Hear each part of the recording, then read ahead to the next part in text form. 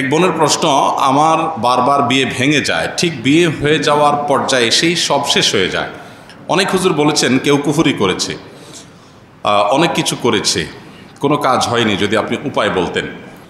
এরপর প্রশ্ন হলো, আমি বিয়ে করেছি, আমার বিয়ে নির্ধারিত দেনমোহর 85% পরিশোধ করেছি। আমার শ্বশুরের পক্ষ হতে মোটরসাইকেল দিতে চায়, আমি নেব না বলেছি, কিন্তু তারা বারবার মোটরসাইকেল দিতে চায়। রাখি দিয়ে রুকিয়া করা উত্তম নাকি নিজেরা করা উত্তম? নিজেরা করলে সঠিক গাইড কীভাবে পেতে পারি? আপনার কাছে একটা প্রশ্ন ছিল রোনালদো এবং মেসিকে নিয়ে। আপনি তো জানেন যে এই জেনারেশনের ছেলেমেয়েরা রোনালদো, মেসি, নেইমার এদের মতো এদের ফ্যান। আমি নিজেও রোনালদোকে পছন্দ করি। শুক্রবারের বিশেষ আমলসমূহ জানতে চাই। 5 ওয়াক্ত সালাতের পরে পড়ার জন্য দোয়া ও জিকির জানতে চাই। আয়াতুল কুরসি সম্পর্কে জানতে চাই, এটি কখন পাঠ করা উত্তম এবং নিয়মিত পাঠদানে আমরা আল্লাহর নিকট হতে কী পাবো? কোনো ব্যক্তি এশার ফরজ নামাজের জামাতে অংশ নিল 4র্থ রাকাতে, তাহলে বাকি 3 রাকাত নামাজ কিভাবে আদায় করবে? নামাজে সূরা পড়ার ধারাবাহিকতাটা কি? অনেকে বলে যে প্রথম রাকাতে নাকি সূরা ফাতিহা পড়ার পর যেই সূরা পড়ব, দ্বিতীয় রাকাতে নাকি তার থেকে ছোট সূরা পড়তে হবে। গত 15 দিনে 4টি দেশের প্রধানমন্ত্রী পদত্যাগ ও গণ অভ্যুত্থানের মুখে দেশ ছেড়েছেন। আমার বাবা স্ট্রোক করে শয্যাশায়ী হয়ে আছেন দীর্ঘদিন ধরে। তিনি সারা জীবন ওনার ভাই বোনের মানুষ করেছেন, কিন্তু তিনি আমার মায়ের সাথে বরাবরই অসদাচরণ করেছেন। এখন দীর্ঘদিন অসুস্থ থাকার পরেও ওনার ভাই বোন ওনার চিকিৎসা ভার বহন করেননি, আর আমার নানুর পরিবারও চিকিৎসা খরচ বহন করার ব্যাপারে অসম্মত।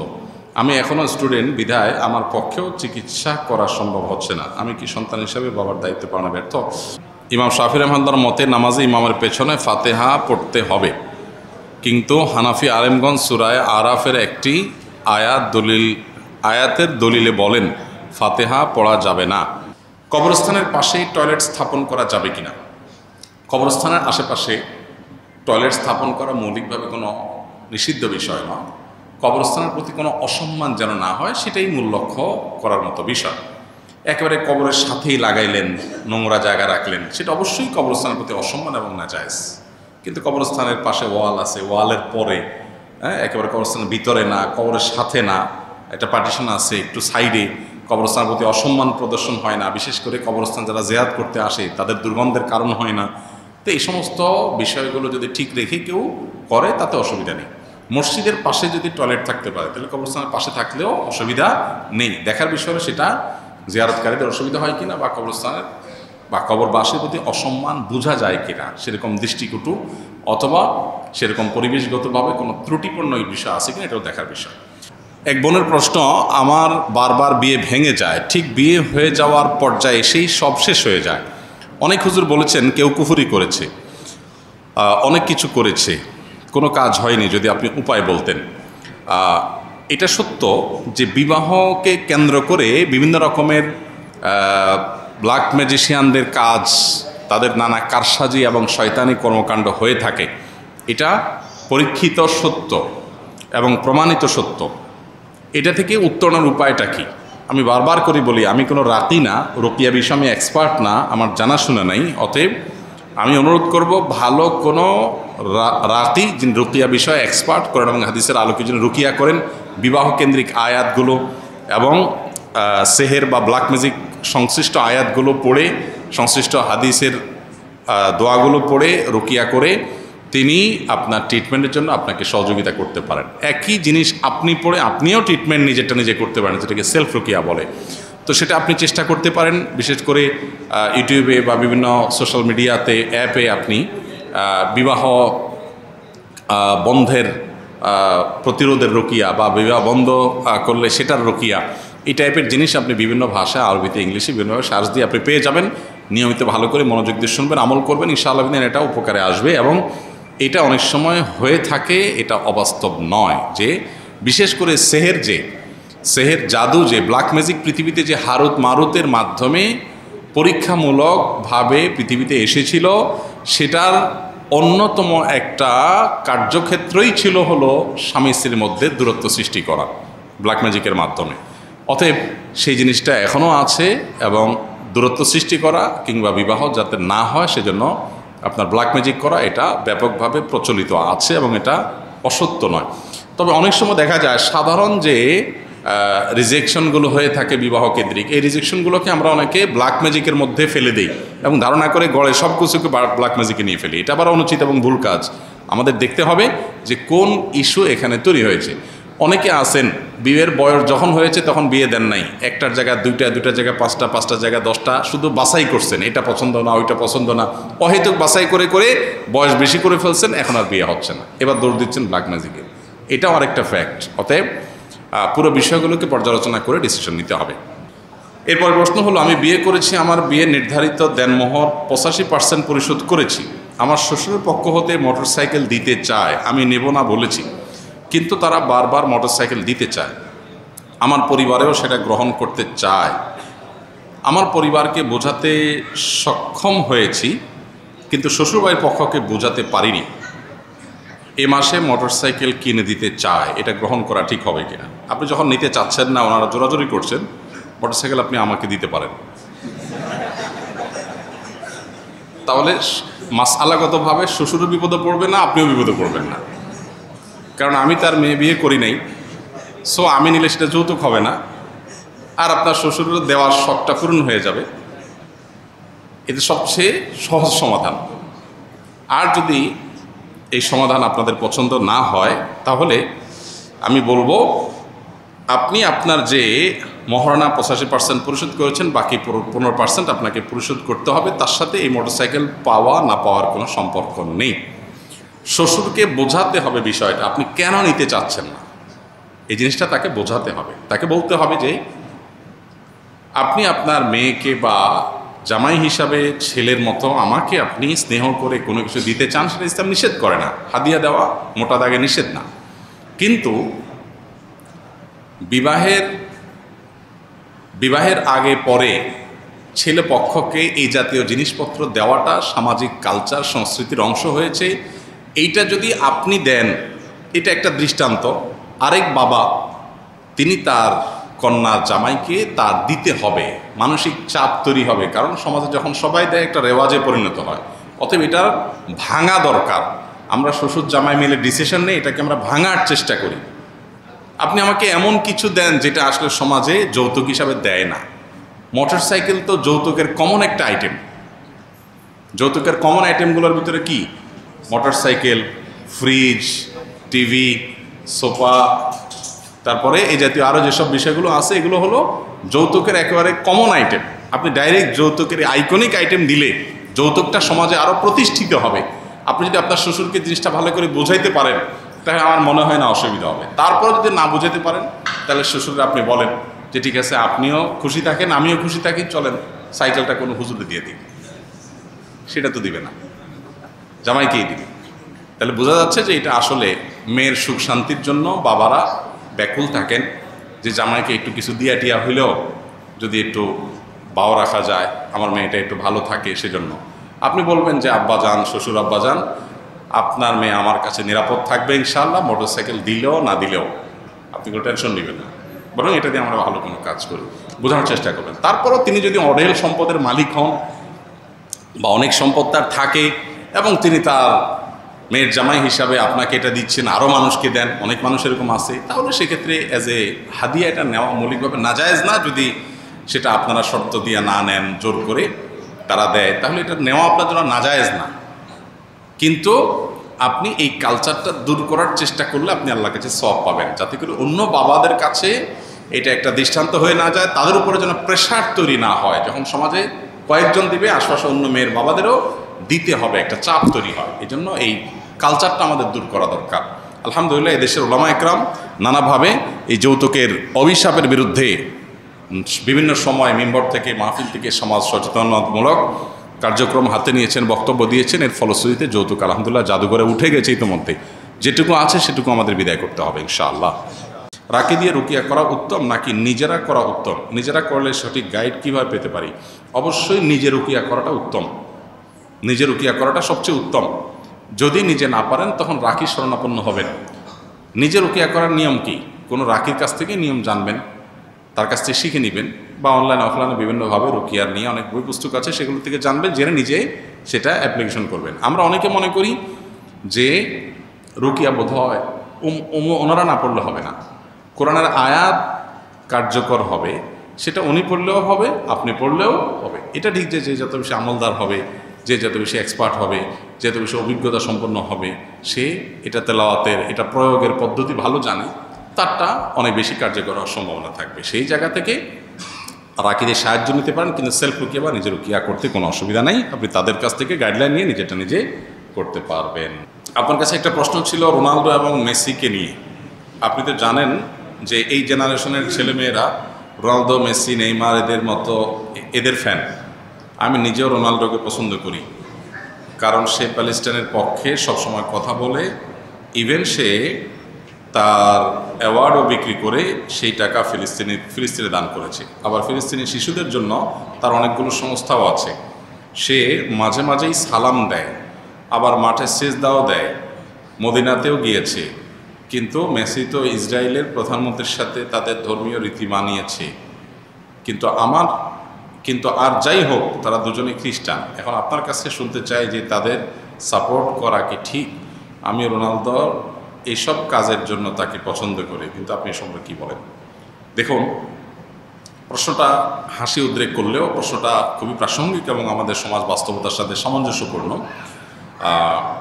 প্রথম কথা হলো যে ইমানদার খেলাধুলা কেন্দ্রিক যে উন্মাদনা আছে, এগুলো ইমানদার কখনো নিজের গায়ে মাখাতে পারে না, বা এগুলোর মধ্যে ইমানদার জড়াতে পারে না। এটা তার ইমানের সাথে যায় না।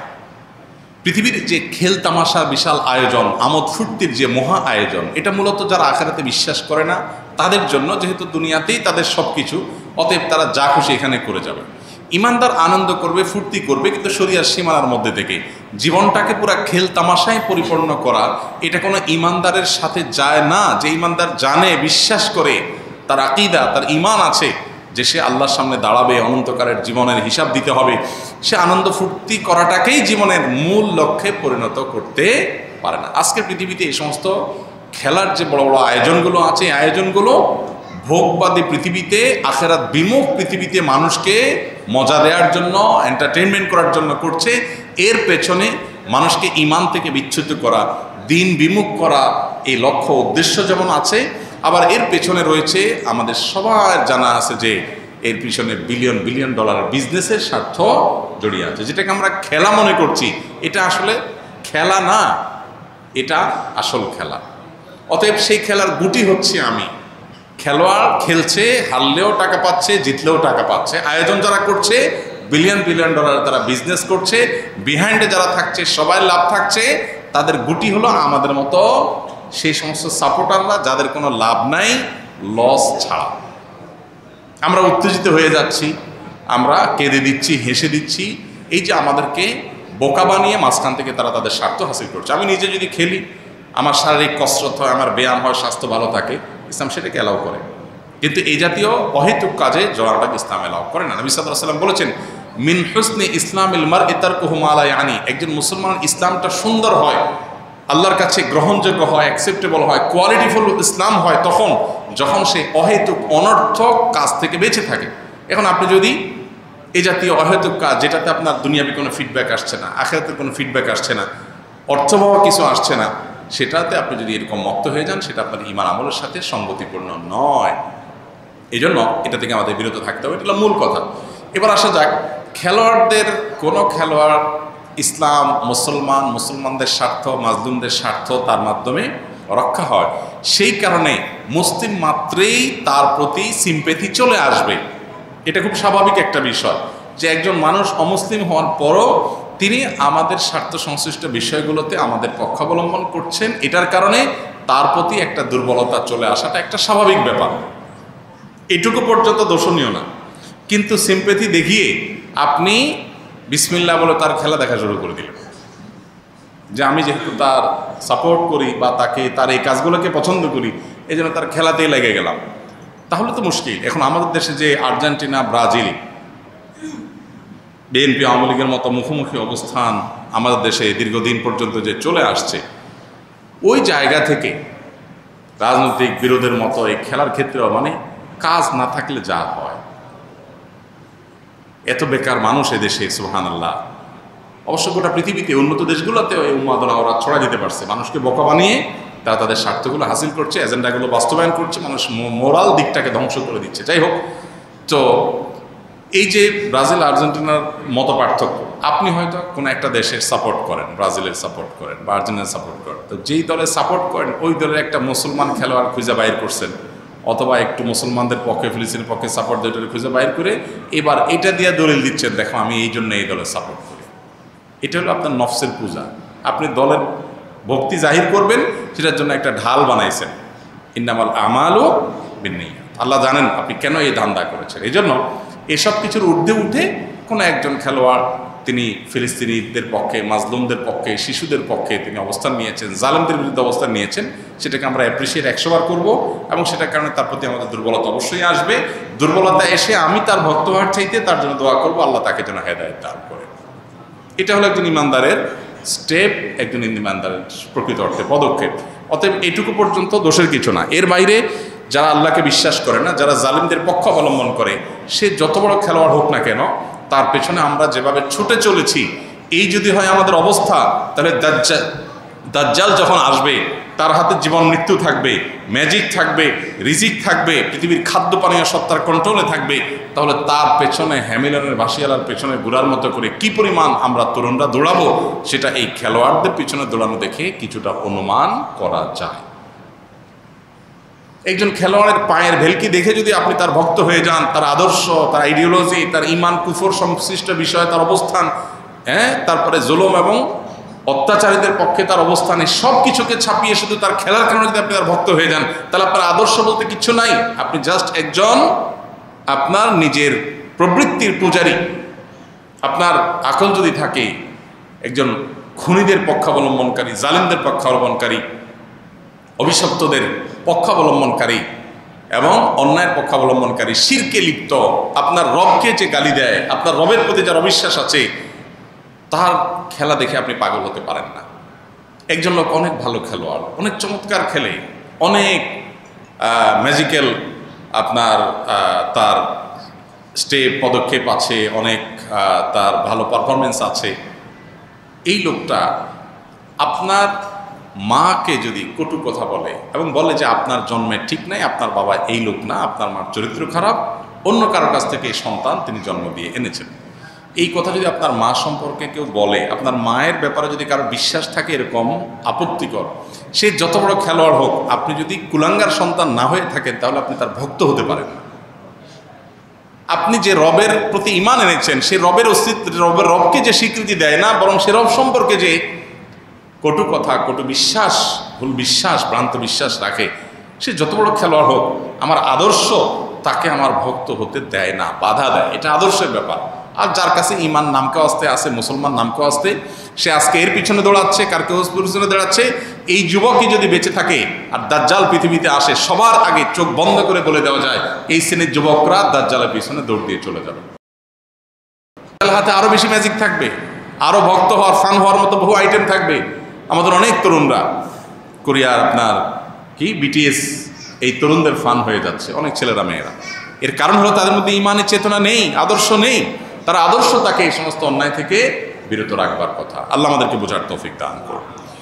শুক্রবারের বিশেষ আমল সমূহ জানতে চাই।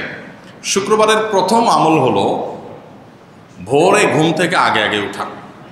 দ্বিতীয় আমল হলো ফজরের নামাজ জামাতের সাথে পুরুষরা আদায় করা। কারণ নবী করিম সাল্লাল্লাহু আলাইহি সাল্লামের একটি হাদিস আছে, তিনি বলেছেন আফদালুস সালাওয়াত সালাতুল ফজর মাআল জামাআতি ইয়াউমাল জুমআহ। সবচেয়ে উত্তম নামাজ হলো, যত নামাজ আছে এর মধ্যে সবচেয়ে উত্তম নামাজ হলো জুমার দিনে ফজরের নামাজ পুরুষরা জামাতের সাথে আদায় করা। এটা হলো যত নামাজ আছে এর মধ্যে সবচেয়ে শ্রেষ্ঠ মর্যাদার নামাজ। এর জন্য জুমার দিনের দ্বিতীয় আমল হলো ফজরের নামাজ জুমার দিন আপনার মহল্লার মসজিদে জামাতের সাথে পুরুষরা আদায় করা, মা বোনরা বাসায় আগে আগে আদায় করা।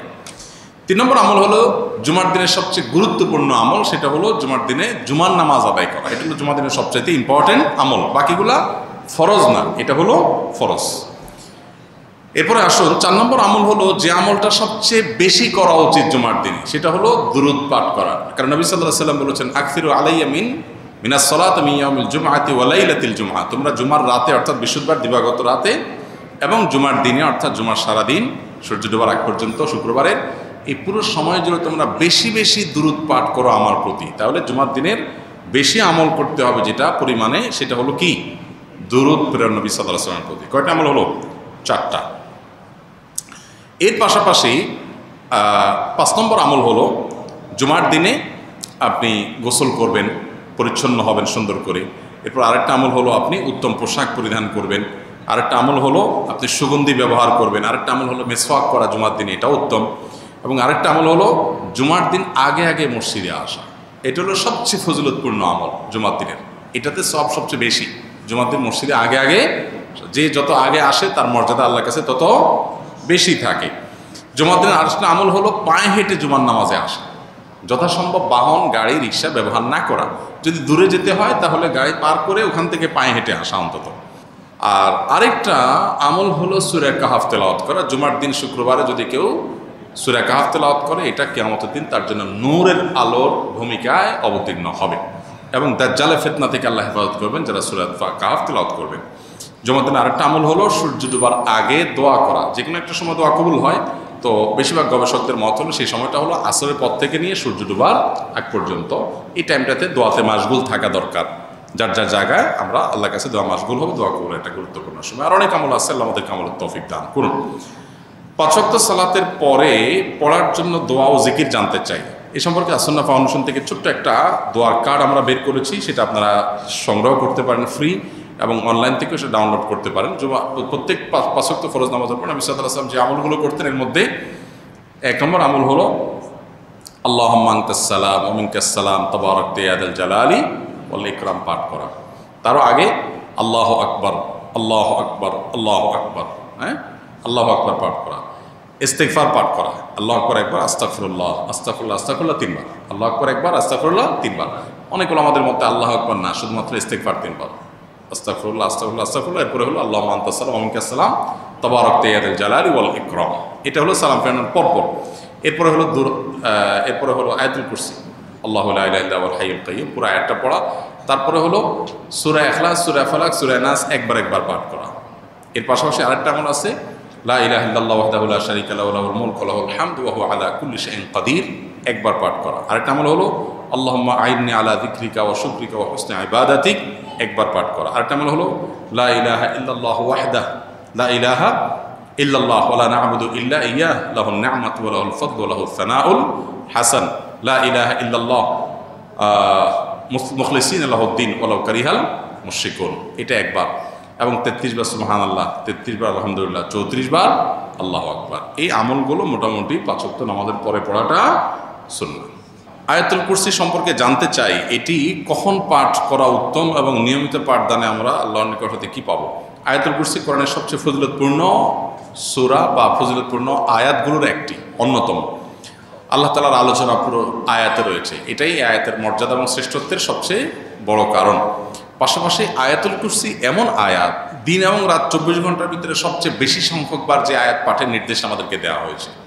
এই আয়াত দিন এবং রাতে মোট কতবার পাঠ করতে হয় আমাদেরকে? হাদিসের গাইডলাইন অনুযায়ী সকাল সন্ধ্যা 2 বার, 5 ওয়াক্ত নামাজের পরে একবার করে 5 বার, তাহলে কয়বার হলো? 7 বার। ঘুমানোর সময় শোয়ার আগে আরেকবার, কত হলো? কমপক্ষে 8 বার আয়াতুল কুরসি পাঠ করা দিনে সুন্নাহ। অন্য খুব কম দোয়া আছে যে দোয়া দিনে কমপক্ষে 8 বার পাঠ করতে হয়। আয়াতুল কুরসি এমন একটি গুরুত্বপূর্ণ আয়াত যে বারবার নবী সাল্লাল্লাহু আলাইহি ওয়াসাল্লাম আমাদেরকে পাঠ করতে বলেছেন। এর মাধ্যমে সহিহ বুখারীর হাদিস অনুযায়ী বোঝা যায় যে রাতে কেউ পাঠ করলে চোর থেকে, শয়তান থেকে আল্লাহ তাকে সেফ রাখবেন, হেফাজতে রাখবেন। এবং কেউ যদি নামাজের পরে পড়ে, পরবর্তী নামাজের আগে তার মৃত্যু হলে আল্লাহ তাআলা তাকে জান্নাত নসিব করবেন। কোনো ব্যক্তি এশার ফরজ নামাজের জামাতে অংশ নিল 4র্থ রাকাতে, তাহলে বাকি 3 রাকাত নামাজ কীভাবে আদায় করবে? এশার নামাজের শেষ রাকাতে অথবা জোহরের নামাজের শেষ রাকাতে বা যে কোনো নামাজের শেষ রাকাতে কেউ সামিল হয়েছে, শেষ রাকাতটা পাইছে ইমামের সাথে, রুকুতে পাইছে বা রুকুর আগে পাইছে, তাহলে শেষ রাকাতে ইমামের সাথে বৈঠক করে তিনি ইমাম সালাম ফেরানোর সময় সালাম ফিরাবেন না, তিনি দাঁড়িয়ে যাবেন। দাঁড়িয়ে তিনি প্রথম যে রাকাতটা নিজের প্রথম রাকাত ইমাম সালাম ফেরানোর পরে যেটা পড়বেন, সেটাতে তিনি সূরা ফাতিহার সাথে একটা সূরা মিলাবেন। এরপরে রুকু সিজদা করে প্রথম রাকাত শেষ করে প্রথম রাকাতে বসবেন। সাধারণত প্রথম রাকাতে আমরা বসি না, কিন্তু তিনি বসবেন। কেন বসবেন? কারণ সিরিয়ালে এটা তার দ্বিতীয় রাকাত, ইমামের সাথে একটা রাকাত পাইছে, এটা এখন সেকেন্ড রাকাত, সেই হিসাবে এই রাকাতে বসবেন। তাহলে পরপর 2টা বৈঠক হবে, একটা ইমামের সাথে বসছে আর একটা নিজের। এরপরে আবার দাঁড়াবেন, দাঁড়িয়ে সূরা ফাতিহার সাথে সূরা মিলাবেন, কারণ তার প্রথম 2 রাকাত মিস হয়েছে ইমামের সাথে, যেগুলো সূরা মিলানো ছিল সেগুলো এখন তিনি আদায় করবেন। সো এখানেও সূরা ফাতিহার সাথে সূরা মিলাবেন, এবং এই রাকাতে তিনি আর বসবেন না, কারণ সিরিয়াল এটা তার কত নম্বর রাকাত? 3 নম্বর রাকাত। দাঁড়িয়ে যাবেন, দাঁড়িয়ে সূরা ফাতিহা পড়বেন, এর সাথে আর সূরা মিলাবেন না, শেষ রাকাত 3 নম্বর রাকাত তার। এবং এরপরে তিনি এই রাকাতের শেষে বসবেন, কারণ এটা তার 4র্থ রাকাত, ইমামের সাথে একটা পাইছে, নিজের 3টা। এরপর সালাম ফিরিয়ে ফেলবেন, যথাযথভাবে তার নামাজ হয়ে যাবে ইনশাআল্লাহ। নামাজে সূরা পড়ার ধারাবাহিকতাটা কি? অনেকে বলে যে প্রথম রাকাতে নাকি সূরা ফাতিহা পড়ার পর যেই সূরা পড়ব, দ্বিতীয় রাকাতে নাকি তার থেকে ছোট সূরা পড়তে হবে, তৃতীয় রাকাত এবং চতুর্থ রাকাতে আবার এর থেকেও ছোট। আবার অনেকে বলে যে প্রথম রাকাতে যে সূরা পড়ব, দ্বিতীয় রাকাতে নাকি তার পরের সূরা পড়তে হবে, মানে প্রথম রাকাতে 80 নম্বর সূরা পড়লে নাকি পরের রাকাতগুলোতে তার ধারাবাহিকতায়, অর্থাৎ 81, 82 বা তার পরের সূরাগুলো পড়তে হবে, আগেরগুলো পড়া যাবে না। তাহলে কোন নিয়মটা সঠিক, কিভাবে পড়তে হবে? আপনি যেটুকু বলেছেন এই সবগুলোই সঠিক এবং সবগুলোই মেনটেন করতে হবে। সূরা নামাজের মধ্যে সূরা ফাতিহার পর অন্য সূরা মিলানোর ক্ষেত্রে মূলনীতি বা প্রিন্সিপাল হলো যে প্রথম রাকাতের তুলনা দ্বিতীয় রাকাতটা একটু ছোট করা সুন্নত। প্রথম রাকাতে যতটুকু কেরাত পড়বেন, দ্বিতীয় রাকাতে কেরাতটা আর একটু ছোট হবে, স্মল হবে, এটা সুন্নত। কিন্তু এটার যদি ব্যত্যয় হয়ে যায়, তাতে কোনো মহাভারত শুদ্ধ হয়ে যাবে না, মহাভারত শুদ্ধ হয়ে যাবে না, অর্থাৎ কোনো সমস্যা হবে না, যা আছে তাই থাকবে, নামাজ হয়ে যাবে। বিধায় আপনার সুন্নার খেলাফ হবে, জাস্ট এইটুকু। এটাকে নিয়ে অনেক বড় করে দেখার কিছু নাই, তবে চেষ্টা করা ভালো যে প্রথম রাকাতে চাই দ্বিতীয় রাকাতটার জন্য কেরাত যেন একটু ছোট হয়, এটা নবী সাল্লাল্লাহু আলাইহি ওয়াসাল্লামের সুন্নাহ। সুন্নাহ না মানলে এটা লবণ কম হবে, তরকারি হয়ে যাবে, নামাজ হয়ে যাবে, কিন্তু এটা অনুত্তম হবে। আর ধারাবাহিকতা রক্ষা করাও সুন্নাহ, যেটা আপনি বলেছেন যে 80 নম্বর সূরা পড়ছেন প্রথম রাকাতে, তার এরপর 81 নম্বর পড়বেন, এভাবে ধারাবাহিকতা, তারপরেরগুলো পড়বেন। উল্টা দিকে পড়লে নামাজ হয়ে যাবে, কিন্তু ইচ্ছাকৃত এরকম করাটা মাকরুহ, ইচ্ছাকৃত এরকম করাটা অনুচিত, নামাজের কোয়ালিটি নষ্ট করবে।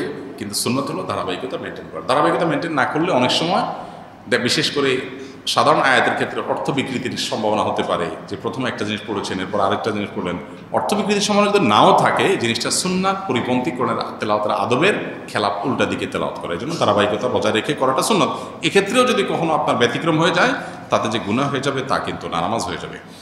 গত 15 দিনে 4টি দেশের প্রধানমন্ত্রী পদত্যাগ ও গণ অভ্যুত্থানের মুখে দেশ ছেড়েছেন। হঠাৎ করে একে একে গণ অভ্যুত্থানকে কীভাবে দেখছেন? অনেকেই বলছে এটা ইসলামের বিজয় ঘনিয়ে আসার আলামত। বাইরে ভাই, এত তাড়াতাড়ি আপনার আলামত দেখেন কোন চশমা দিয়া? আমার এরকম চশমা দেন, আমিও দেখি একটু। প্রথম কথা হলো যে ভাই, পরপর অনেকগুলো ঘটনা ঘটে যাওয়া, এটা কাকতালীয় কোনো বিষয় হতে পারে এবং এর পিছনে আরও অনেক ব্যাখ্যা থাকতে পারে। ইসলামের বিজয় সুনিশ্চিত, সেটা এই ঘটনাগুলো ঘটলেও নিশ্চিত, এগুলো না ঘটলেও নিশ্চিত। আজ হোক, দুদিন পরে হোক, আল্লাহ তাআলা দ্বীন, ইসলাম এবং সত্যের বিজয় আল্লাহ ঘটাবেন। আল্লাহ বলেছেন কুল জা আল হাক্কু ওয়া যাহাকাল বাতিল। আল্লাহ বলেছেন ওয়া আনতুমুল আ'লাউনা ইন কুনতুম মুমিনিন। অতএব সত্যের বিজয় ঘটবে, সেটা আজ হোক, দুদিন পরে হোক। হয়তো বিজয়ের আগে অনেক মূল্য দিতে হবে, অনেক অপেক্ষা করতে হবে, ধৈর্যের পরীক্ষা দিতে হবে, বহু চড়াই উতরায় যাবে, আশা ছেড়ে দিবে মানুষ, হয়তো তখন হবে। আবার হতে পারে খুব নিকটেই বিজয় অপেক্ষা করছে। তো এটার দিনক্ষণ, সময়, এগুলো আমরা কেউই জানি না।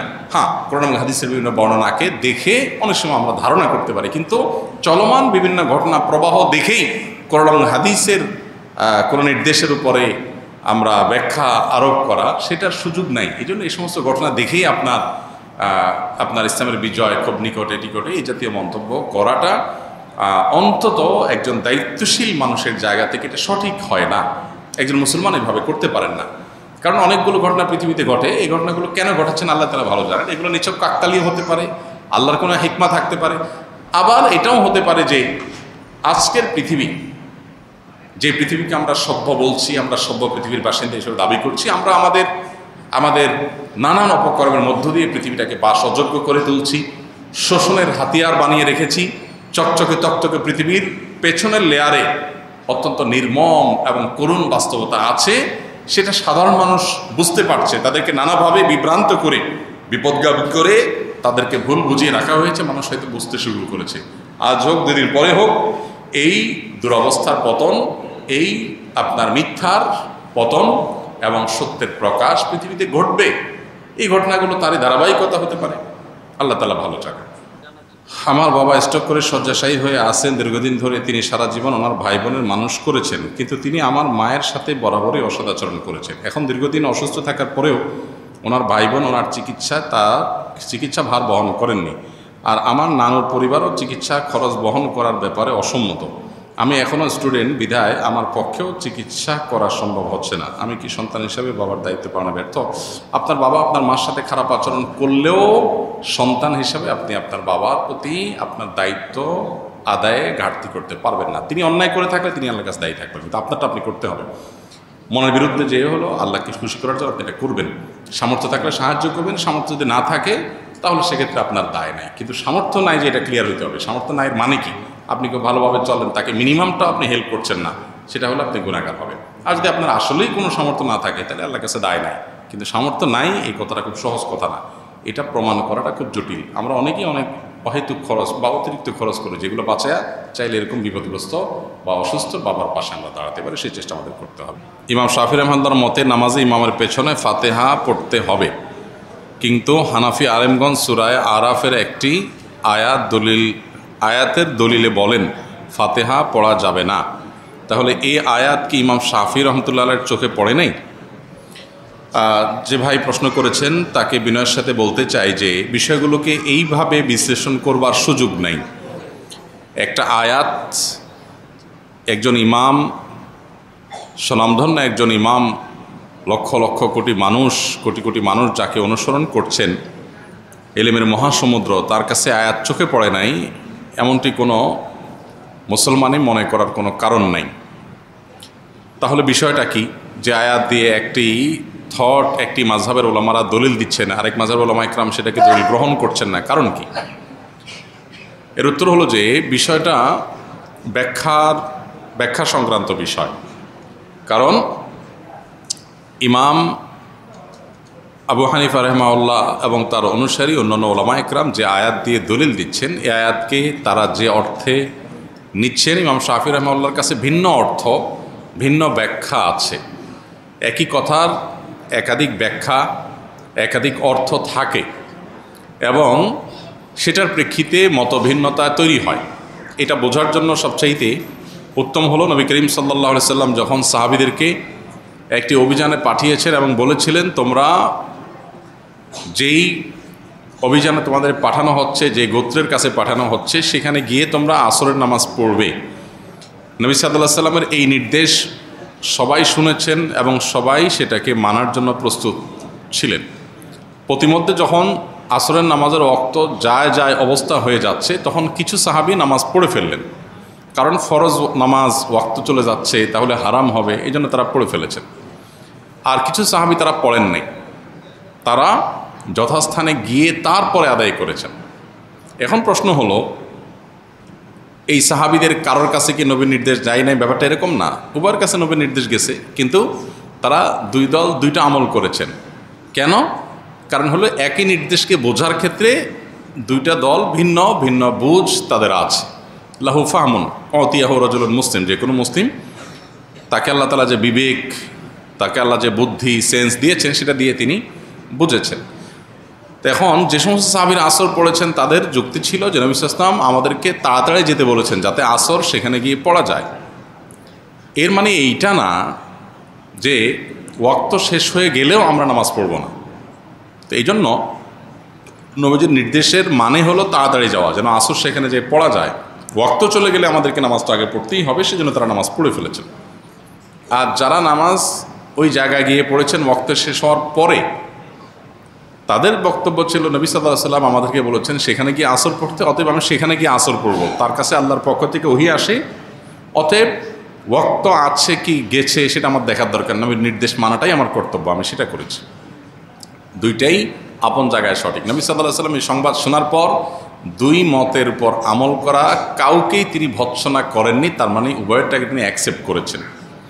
তো কোরআন এবং হাদিসের ক্ষেত্রে মুজতাহিদ ইমামগণ যখন কোনো ইস্তিহাদ গবেষণা করে কোনো আয়াত থেকে, কোনো হাদিস থেকে কোনো মাসআলা উদ্ঘাটন করেন বিভিন্ন মূলনীতির আলোকে, তো সেটা একই আয়াত থেকে একাধিক ব্যাখ্যা, একাধিক অর্থ, একাধিক বিশ্লেষণ, একাধিক মর্ম, এটার ভিত্তিতে একাধিক মত সৃষ্টি হতে পারে। এক্ষেত্রে আমরা জিনিসগুলোকে এত সহজে কনক্লুশনে নিয়ে আসা, এত সহজে যোগ বিয়োগ করে ফেলাটা, এটা হলো আমাদের জ্ঞানের স্বল্পতার কারণে, কিংবা আমরা পুরো বিষয়টাকে ভালো করে না বোঝার কারণে। অতএব এই সমস্ত বিষয়কে কেন্দ্র করে সম্মানিত ইমামদের সম্পর্কে আমাদের কোনো অশ্রদ্ধা যেন না হয়, সেটা কোনো ইমামের প্রতিই না। এমনকি কারোর মতের উপরে আমরা আমল নাও করি, তারপরেও আমরা তার মতকে শ্রদ্ধা করতে হবে, কারণ তিনি তার এই মত প্রকাশ করতে গিয়ে যে ইস্তেহাদ করেছেন, এটার কারণে আল্লাহর কাছ থেকে তিনি সওয়াব পাবেন, বিনিময় পাবেন। তো আমি সমালোচনা করে গুনাহগার হওয়ার সুযোগ কোথা থেকে থাকে? পবিত্র রোজার মাসের শেষ 10 দিন ইতিকাফ করা হয়। ইতিকাফ অবস্থায় মোবাইল ফোন সাথে রাখা যাবে কিনা? ইতিকাফ অবস্থায় মোবাইল ফোনে পরিবার সহ অন্যান্য খবরাদি নেওয়া সঠিক হবে কিনা? রমজানের শেষ দশকে ইতিকাফ করা নবী করিম সাল্লাল্লাহু আলাইহি ওয়াসাল্লামের খুবই গুরুত্বপূর্ণ একটি সুন্নাহ। আল্লাহ আমাদেরকে যাদের তৌফিক দিয়েছেন, আমরা চেষ্টা করব আগামী রমজানের শেষ দশক দুনিয়ার সব ব্যস্ততাকে এক সাইডে রেখে আল্লাহর ঘরে বসে গিয়ে 10 দিন রাত দিন ইবাদত করার চেষ্টা করব ইনশাআল্লাহ। এটা গুরুত্বপূর্ণ একটা সুন্নাহ।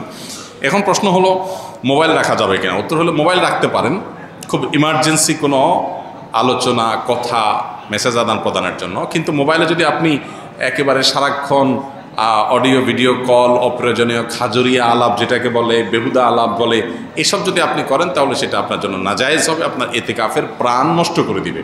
এই জন্য ইতিকাফে মোবাইল ইমার্জেন্সি আর্জেন্ট কোনো বিষয় যোগাযোগের জন্য আপনি রাখতে পারেন, করতে পারেন।